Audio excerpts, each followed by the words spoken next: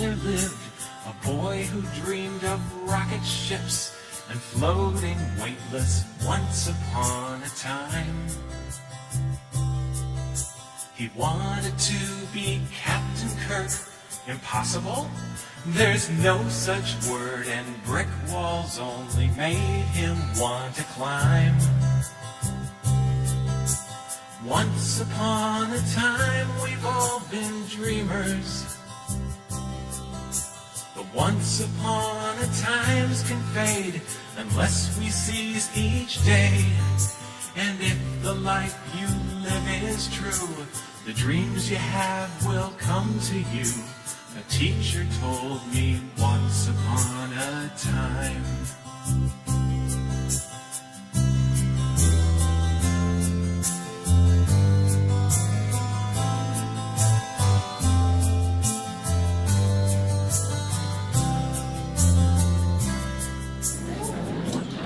Good morning. Good morning. Good morning. All this high-tech stuff is going to do me in. Here we go. There are several things I'd like to tell you about today's program, and among them is all of the stories, all of the quotations come from the video of the last lecture. They come from interviews with people like Diane Sawyer and Oprah Winfrey, and the lecture was given at Carnegie Mellon University in Pittsburgh, and I chose the quotations that we're using because they seem so universal. They seem so full of hope and of grace that they really resonated with me. And the message that Randy Pausch, who was the professor that we are going to be getting to meet this morning, also conveys such important information in a way that becomes almost a blueprint for how to live our lives. And if having a blueprint reminds us that time is all we have, and that we may find one day that we have less than we thought. Well, that resonated with me too, and I hope that it will with you. Please remember to turn your phones back on when you leave for lunch, but for now,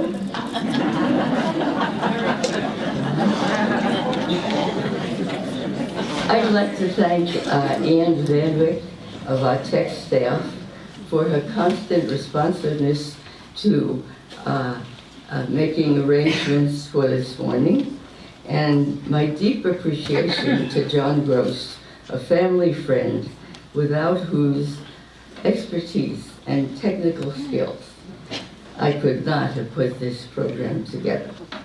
And if I can't manage to keep it together, John's going to have to come and join me. And I hope that doesn't happen, but it might. So,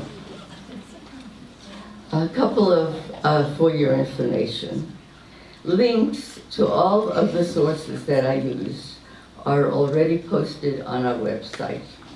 So, if any of you want to read the book, that's available at the library or very inexpensively around, like half-price books.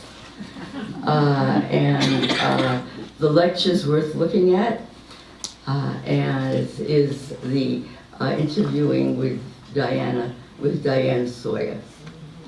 So let me tell you a little bit about Randy. He was a tenured professor at Carnegie Mellon. He was invited to give the talk titled The Last Lecture. And it was a talk that's usually given by very popular and esteemed professors. And they usually talk about their scholarship. They talk about what deeply matters to them. And a year earlier, Randy, and I'm going to call him Randy, he's younger than my kids, all of whom are here today, which is so nice. Randy was diagnosed with pancreatic cancer. This is a cancer that is mean, it's ruthless, it's ferocious, and usually terminal within 5 years, and sometimes a lot sooner. A year after Randy had very aggressive treatment, including surgery, chemo, radiation, the cancer metastasized, and Randy was told that he had only months to live. Originally, the talk was to be about achieving one's childhood dreams, and in several ways it remained that. But what it really became was like a roadmap of living and leading one's own life.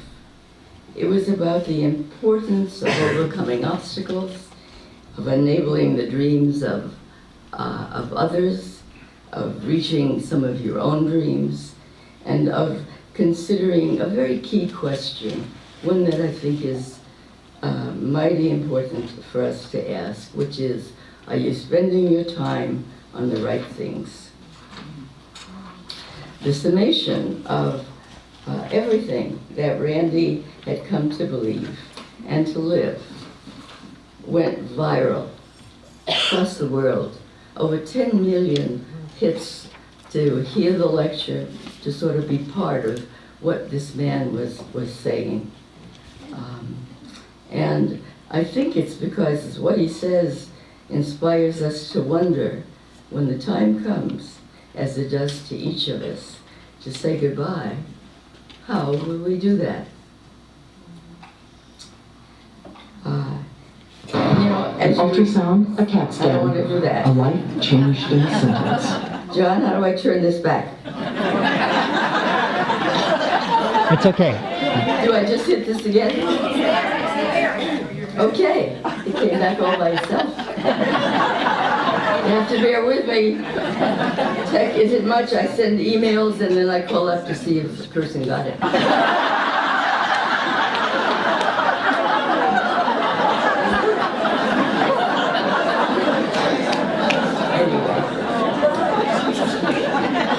As you were returning from break, you might have recognized the song from the 70s that was being played.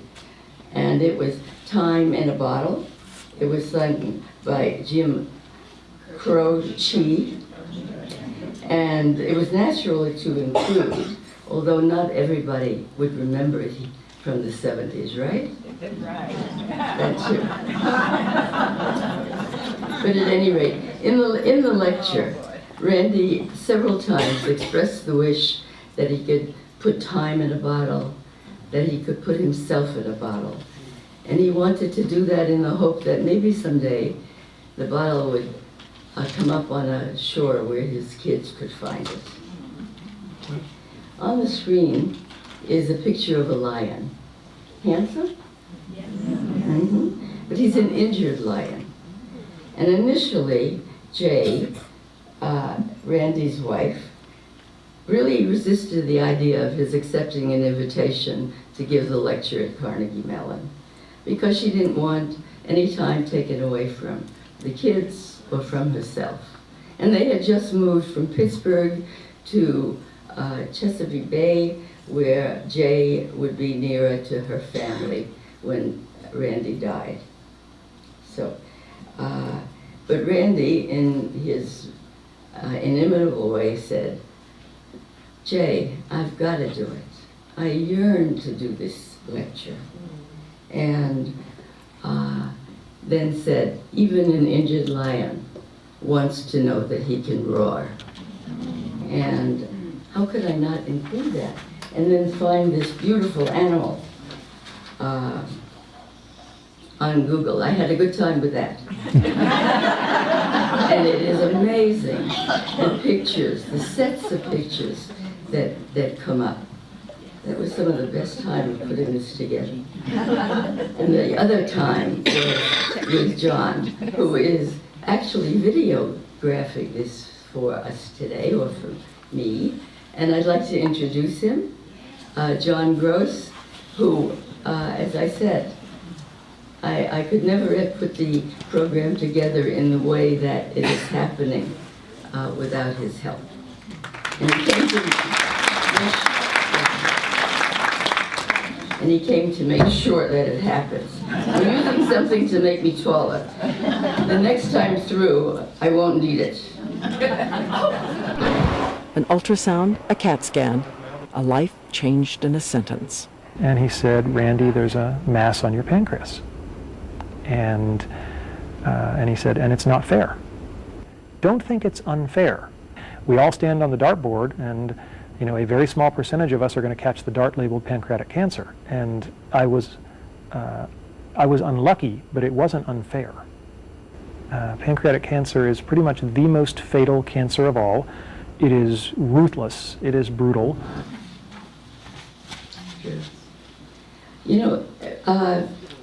His minister, David Hendren, from the First Unitarian Church in Pittsburgh, counseled the couple, and he married Jay and Randy about 7 years earlier than certainly his diagnosis, and he also conducted the funeral service for Randy. But prior to that, he counseled him to go beyond getting life insurance and getting what he called emotional insurance, which was a new term to me. Is it to you? Yeah. Yeah. Well, what he suggested to Randy was for him to take videos, photos, snapshots, whatever he could that would reflect the many ways that he spent with each of his kids and with all of the 3 kids collectively, so that they would have that when he was no longer. There is a sadness that comes when I think about my kids, and it's not so much I won't get the experience of being a dad. I mean, that's sad, but the really strong emotions for me are they won't have me for them. And that's where it's okay for me to say that's not fair. The metaphor I've used is somebody's going to push my family off a cliff pretty soon, and I won't be there to catch them, and that breaks my heart. But I have some time to sow some nets to cushion the fall, and that seemed like the best and highest use of my time. So I can curl up in a ball and cry, or I can get to work on the nets. That was with Diane Sawyer, and the interviews with her were just wonderful to watch. So the picture on the screen now is with his then 18-month-old daughter, Chloe. There are 2 other children, Logan and Dylan, and they're like under 6 years old. I became sort of an accidental celebrity because after I was diagnosed, and I want to be very clear, I'm a terminal cancer patient. I'm not even supposed to be alive today. In August, I was given 3 to 6 months. I've had very fortunate response to the palliative chemo, but this ain't going to last too much longer. Mm-hmm.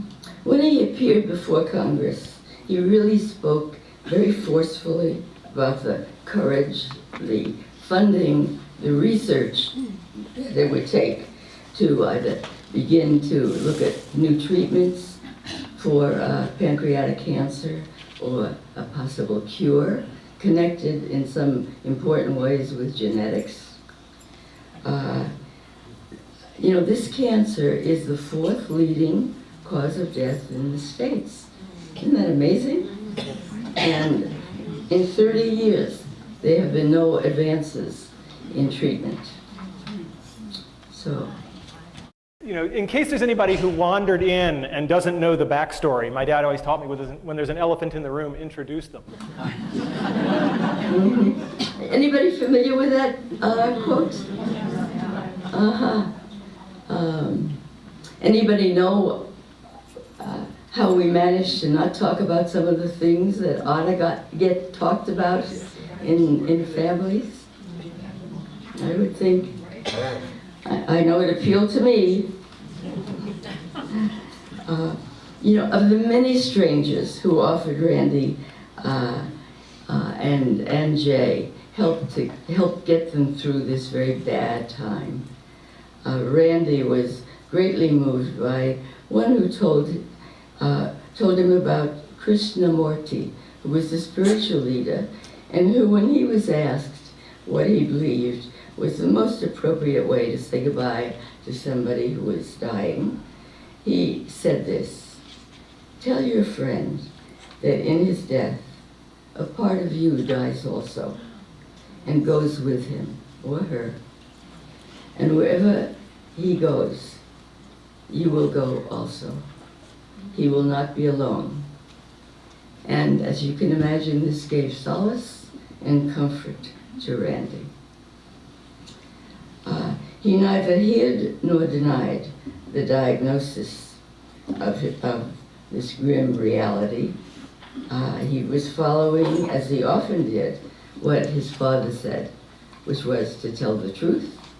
And Randy added 3 words to that: all the time.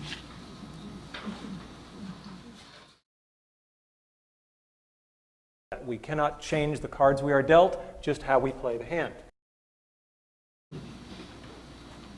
Las Vegas. And Randy said, you can always change your plan or what you are intending to do, but only if you have one. And he says he's an optimist, and it really helps to be an optimist when you have a contingency plan in case all hell breaks loose.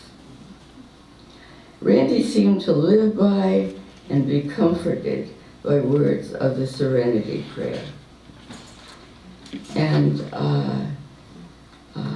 he spoke of, which he saw really as a metaphor for life and a metaphor for living.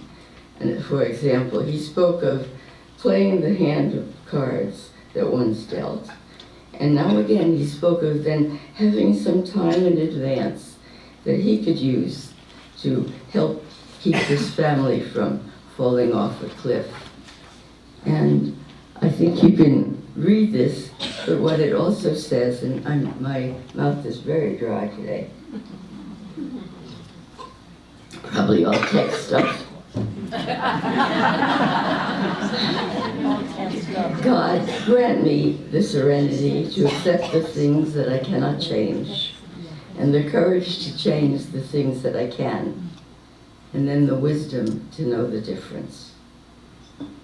Randy often referred to what was happening as an engineering problem, and I really liked what I learned about engineering, it being not about perfect solutions, but about doing the best you can with limited resources.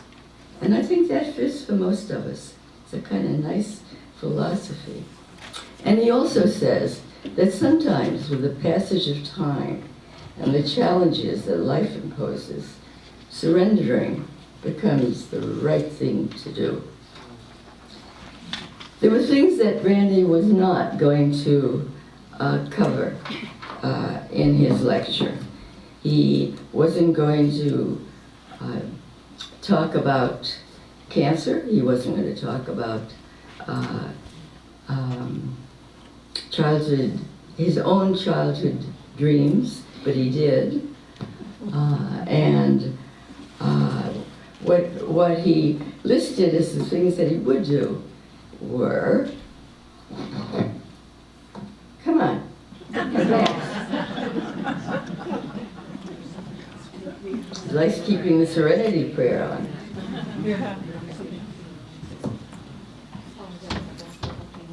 Is your name Bob? Jeanne, yeah, I'm doing it right here. Don't go. So what is today's talk about then? It's about my childhood dreams and how to achieve them. I've been very fortunate that way.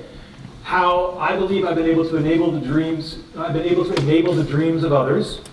And to some degree, lessons learned. I'm a professor. There should be some lessons learned. And how you can use the stuff you hear today to achieve your dreams or enable the dreams of others. And as you get older, you may find that enabling the dreams of others thing is even more fun. That's true. Yeah. It's the lessons that he learned, but at the same time, I think it's a head fake, it's called. It's for others to learn much of what he wants to impart, what he wants to leave for his So, kids. what were my childhood dreams? Well, I had a really good childhood. I mean, no kidding around. There I actually have a picture of me dreaming. And I did a lot of that. And I truly do believe that time is the only commodity that matters. This is accelerating all by itself. It's a good thing you all know me. It would be really hard to be up here if this was otherwise happening. And I truly do believe that time is the only commodity that matters. Mm-hmm. And again, he asks, if time is all we have, then are you spending your time on the right things? Isn't that a nice clock? Yeah. All of the hours now.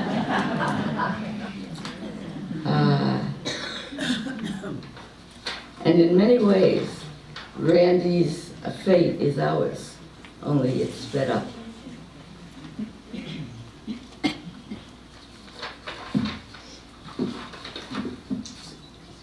Yes, the Buddha says, this thing is working all by itself.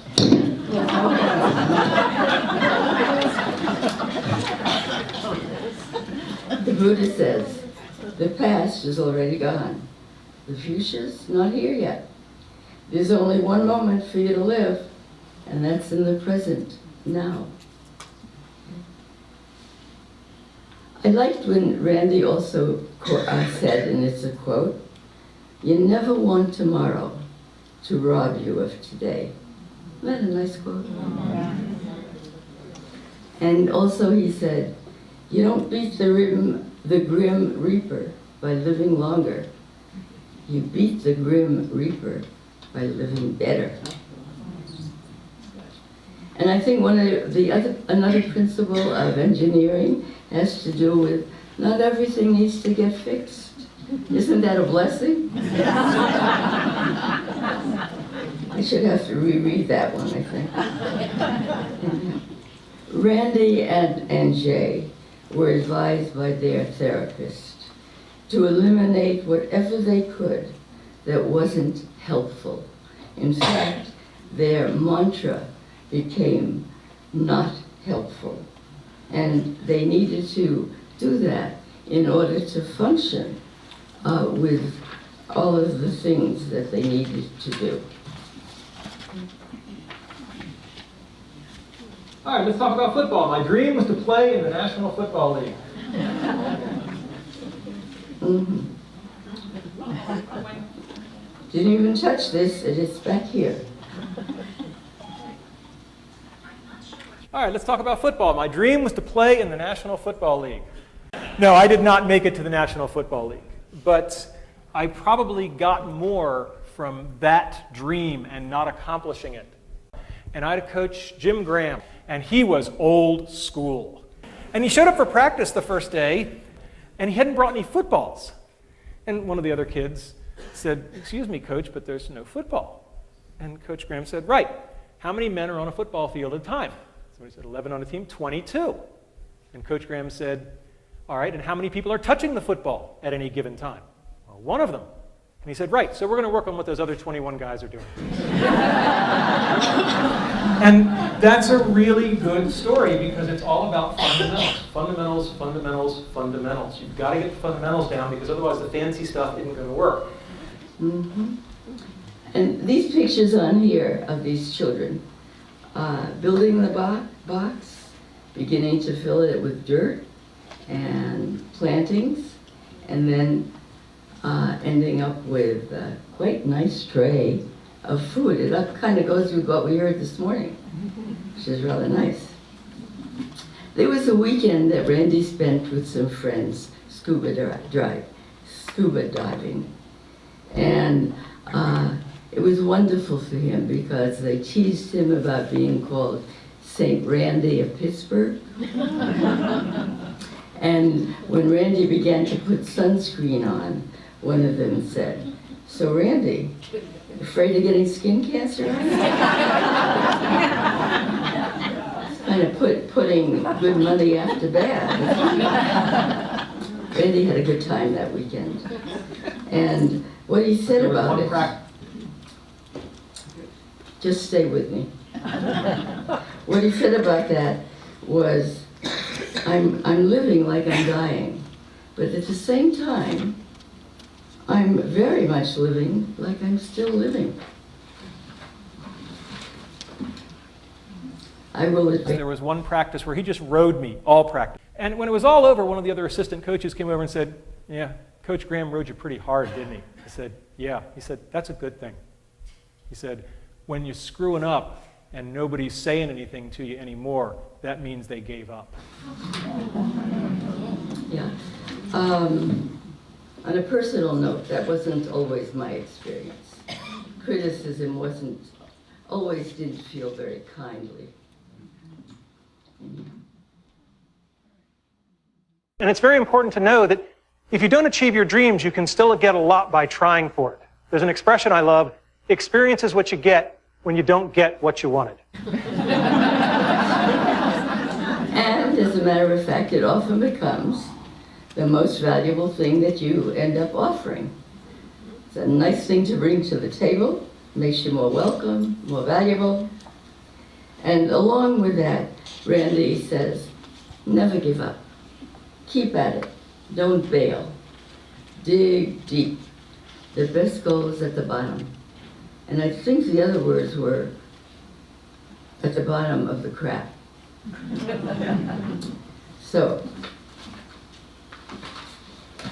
she a pretty little girl? Look what she got instead of a walleye.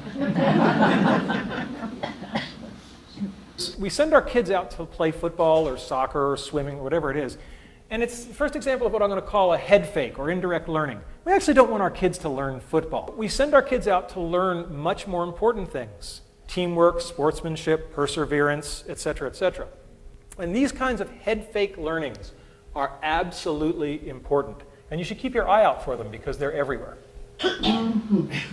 And he also said that as a lecturer, as a professor, that one of the best ways to teach somebody anything was to have them think that they were learning something else. Has that been your experience? Mm-hmm. Yes. When he instructed some of his students at Carnegie Mellon to put together a project with no violence and no pornography, he said it was amazing when you took those things off the table. Those 19-year-old boys didn't know where to go or what to do. So,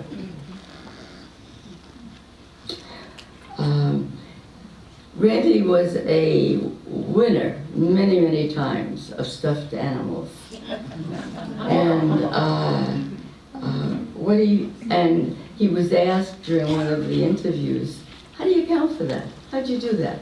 And this is what Randy said. I have long arms. I have some ability.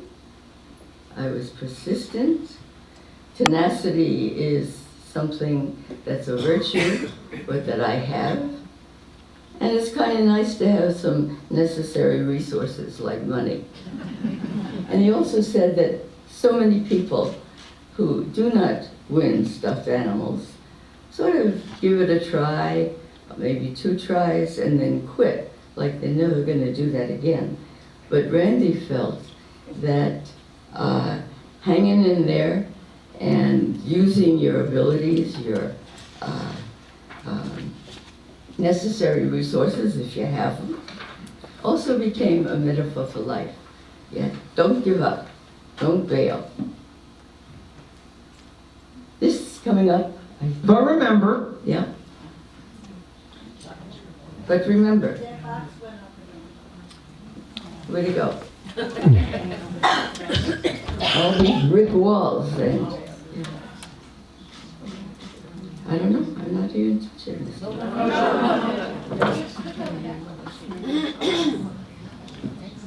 Just click on the background. Just click on the background. But remember, the brick walls are there for a reason. Right? The brick walls are not there to keep us out. The brick walls are there to give us a chance to show how badly we want something. Because the brick walls are there to stop the people who don't want it badly enough. They're there to stop the other people Mhm. For Randy, the woman who became his wife, Jay, was a physical brick wall. Took him a while to court her.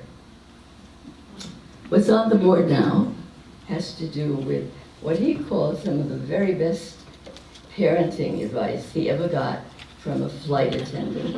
He said, things get tough, put your own mask on first. Probably a very good thing to do. And these are some of the ways that I thought, because this is part of the having a good time finding photos.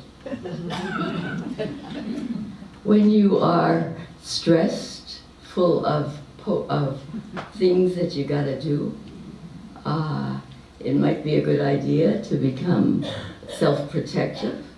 And if that means using an umbrella in the rain, so be it. And some yoga. She's pretty good. I couldn't do that. And have fun. Again and again, Randy said, I'm having fun. I'm dying and I'm having fun. And to his kids, you know, have fun in everything you do. And I like the woman on the swing. I think she was really a picture that I got from UCare Health Service. And it was on one of their many things that they send. And so I thought she'd be good for this lecture also. A couple of other ways. She's eating an apple. Eat healthy. It's right in keeping with this morning. It's a nice add-on, isn't it? And if you have a hammock, if you're lucky enough to have a hammock, use it. Get in it. It's sometimes hard to get out of it.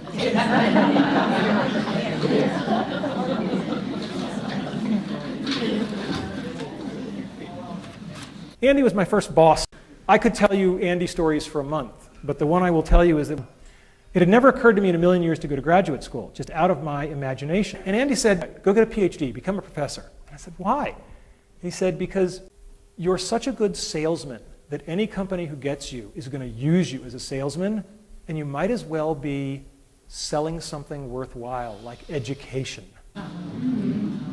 Any agreement on that? Yeah. A lot of Randy's students actually thanked him for challenging them. And that is a nice thing to get as a teacher, isn't it? Thank you for making me work hard. Randy always encouraged his students to go for the risk, go for broke, go outside the box, because it's better to fail spectacularly than to do something and be mediocre. In fact, he used to give a prize, it was called the First Penguin Prize, to the best failures in given projects, because he thought that those were the students who would go on to achieve some really good things. And believe in that? Yeah. I started working for Andy. I was a teaching assistant for him as a sophomore, and I was quite an arrogant young man. And I came into some office hours, and he put his arm around my shoulders, and we went for a little walk, and he said, Randy, it's such a shame that people perceive you as so arrogant. Because it's going to limit what you're going to be able to accomplish in life. What a hell of a good way to word, you're being a jerk. Right? He doesn't say you're a jerk. He says people are perceiving you this way, and he says the downside is it's going to limit what you're going to be able to accomplish. Sure. Mm-hmm. Yeah. He believed also that the finest teachers, the best teachers, encourage their students to become self-reflective. That is sometimes hard to do, I understand. Huh? I have a teacher in the family, and that's what she tells me. And this is one of the ways that Andy responded to all of the accolades that he got after the lecture went viral. And I quote, there's a limit to how many times you can read how good you are, how great you are, and what an inspiration you are. And then he said, but I'm not there yet.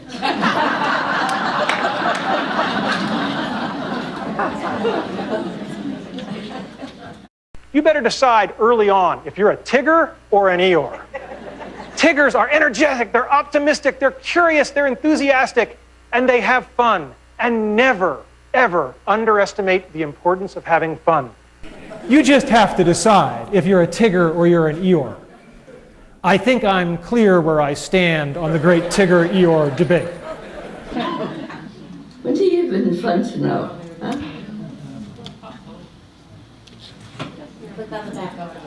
I think I keep this on for a minute.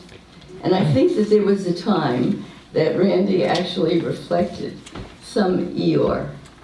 And like some of his other foibles, he didn't lose all of the arrogance either, I don't think.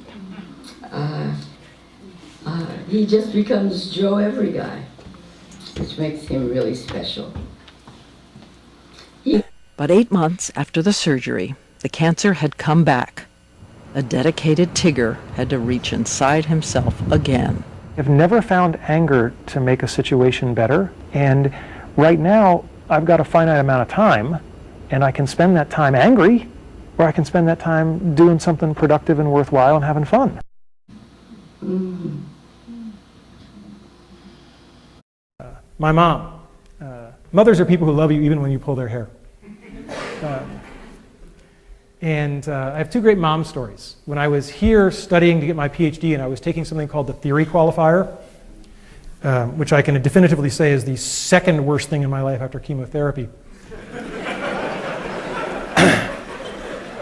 And I was complaining to my mother about how hard this test was and how awful it was. And she just leaned over and she patted me on the arm and she said, "We know how you feel, honey. And remember, when your father was your age, he was fighting the Germans."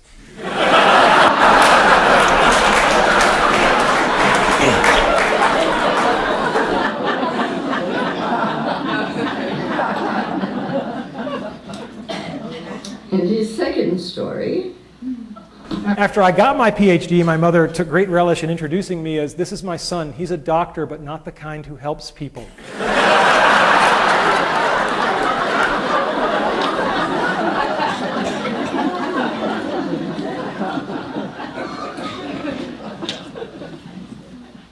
The best piece of advice that I have ever heard, and I think all young ladies should hear this. When it comes to men that are romantically interested in you, it's really simple. Just ignore everything they say and only pay attention to what they do.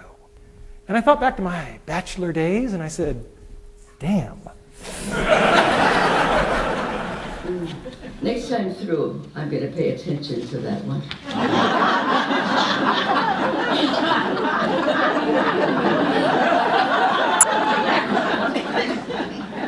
But long before his illness, Professor Pausch says he thought the students needed something more. How do you behave with integrity? How do you behave in a way that other people will respect you and want to keep working with you? If I only had 3 words of advice, they would be, tell the truth. If I got 3 more words, I'd add, all the time. Mm-hmm. He also added some things to being people of integrity.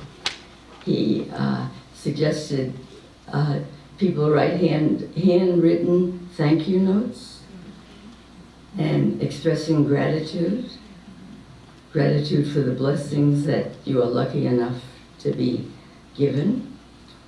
And he thought that some of these things were among the simplest, most powerful things that we can do for each other. And especially, I think, in relationships, which is what he believes to be most important. And he also thought that we needed to do for others what was done for oneself. He really believed in paying forward and paying back. And those are such nice principles. The talk isn't just about how to achieve your childhood dreams. It's much broader than that. It's about how to live your life. Because if you lead your life the right way, the karma will take care of itself. The dreams will come to you. Mm-hmm. And he said, you know, there's so much time, and whether it's short or long, life is to be lived. And if I work hard now, there will be things I can do tomorrow that I cannot do today.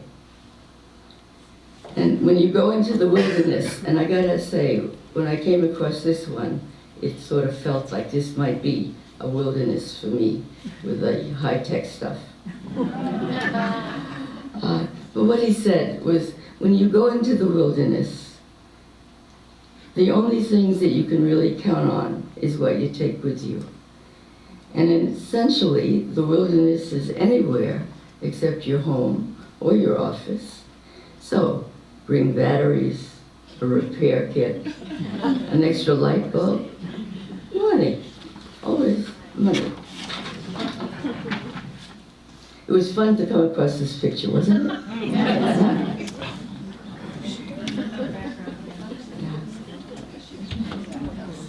We have some information also.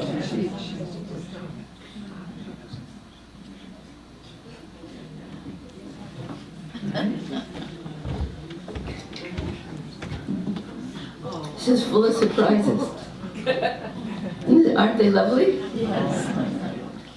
Thought this might come from relationships and talking about the importance of them.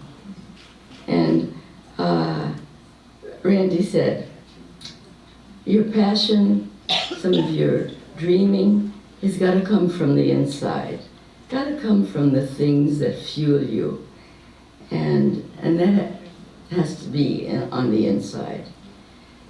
He said the passion won't come from money or material things, but for relationships. And these are sort of the beginning of relationships. He also said, if you can find your footing between two cultures, sometimes you can have the best. He used to say 2 worlds, both worlds, but I have to make it 3 worlds because of these toddlers. In Lagos, a writer had written in about something that you also talked about in your book, which is the idea of your wife remarrying. I think his wording was if you had given permission, in some way emotional permission to do that. Well, first off, it's not my permission to give. And the second thing is that I want my wife to be happy, that whatever she does is fine by me. And that, you know, that's certainly a specific message that I have and will leave for my children, which is that, you know, if the time comes where Jay should remarry, you kids may have a lot of mixed feelings about that, and you're entitled to them all. But if you're wondering how Dad felt, Dad wants Mom to be happy. Mm-hmm. Yeah. When he had this advanced time to use before his family would fall off the cliff, he attempted to give words of wisdom to each of the kids as a reminder of his love.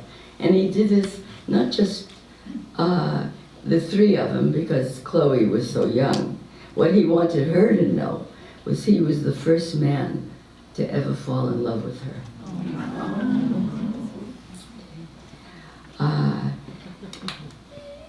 And so he one of the things he did was to speak to other people who lost parents when they were very young. And what they told him, he found very consoling. It was a way to learn how much their parents loved them, cared about them. And the more these people who had lost their parents got to know, the more they could feel that caring and that love. And that had to be very comforting. So to that end, Randy built separate lists of his memories with each of his kids. And in the book that he was writing, would you believe, he actually counted the number of words that each child should get the same. What do you think he was trying to avoid there? He also said that it was really painful to think about coming to the end of the lecture, because coming to the end meant he'd also have to deal with how near he was to the end of his life. Okay. See, I didn't even trust myself to read this on the computer, so I have my own script.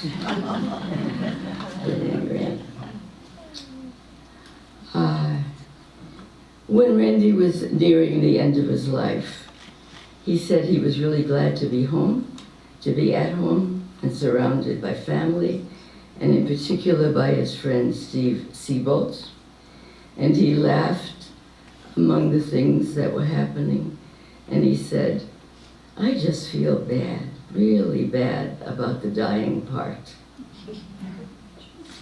And at the very end, when it was clear that his body was failing, his friend Steve said, "Randy, it's really okay that you let go. It'll be okay."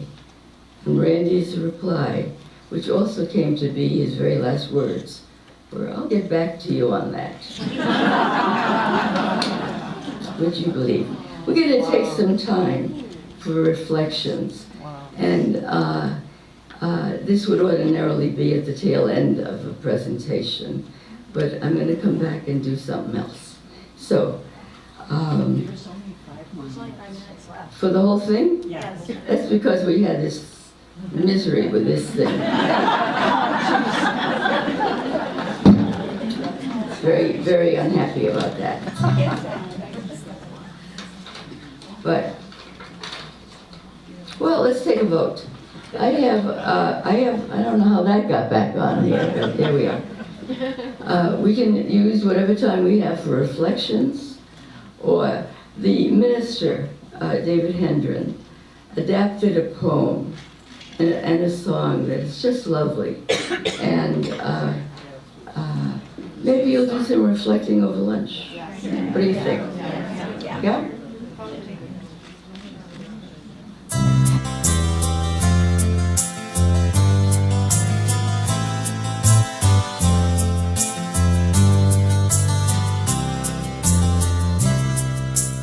Once upon a time there lived a boy who dreamed of rocket ships and floating weightless. Once upon a time he wanted to be Captain Kirk. Impossible? There's no such word, and brick walls only made him want to climb. Once upon a time we've all been dreamers, but once upon a times can fade unless we seize each day. And if the life you live is true, the dreams you have will come to you. A teacher told me once upon a time.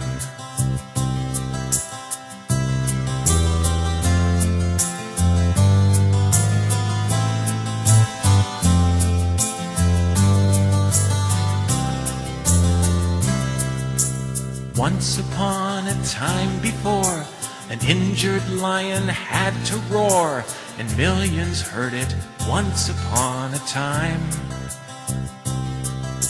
And though it echoes still today, what that lion had to say was for the cubs he soon must leave behind. Once and for all time they'd know he loved them. Once and for all time he'd share his wisdom and his joy. He played the hand he had been dealt, and when he fell, so many felt he'd lifted them up once upon a time. It's one small step for man, one giant leap for mankind. Ladies and gentlemen, please join me in welcoming home Randy Pausch. It's not about how to achieve your dreams, but how to lead your life. If you lead your life the right way, the karma will take care of itself. The dreams will come to you. Once upon a time we've all been dreamers, but once upon a times can fade unless we seize each day. And if the life you live is true, the dreams you have, they'll come to you. A teacher told me once upon a time. Randy taught us once upon a time.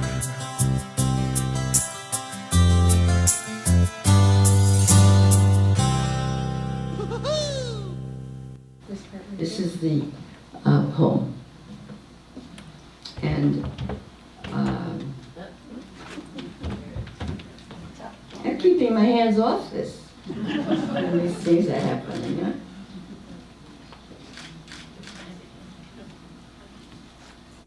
This day, mercifully, presents itself to us open-handed. Each of us here today has been spared. Each of us here today has been granted a reprieve. There is still time to tell our loved ones that we love them. There is still time to tell those we have offended that we are sorry. There is still time to look upward to the soaring clouds, to follow the flight of birds, to trace the sun's path into the evening trees. There is still time to bring our pain to a place of healing and to find wholeness and peace in its place. There is still time to extend a hand. There is still time to extend a heart. There is still time to face in the mirror our own faces, our own prisons, our own freedom. There is still time to sing. There is still time to pray and plan and build. There is still time to love. There is still time to love. Thank you.